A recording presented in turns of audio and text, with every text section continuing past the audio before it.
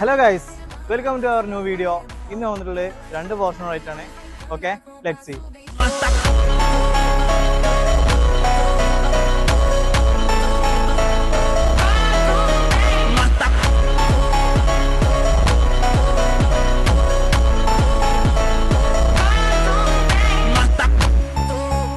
രണ്ട് വാഹനത്തിന്റെ വിശേഷങ്ങളായിട്ടാണ്. രണ്ട് വാഹനങ്ങളായി തന്നെ 2014 മോഡലാണ്.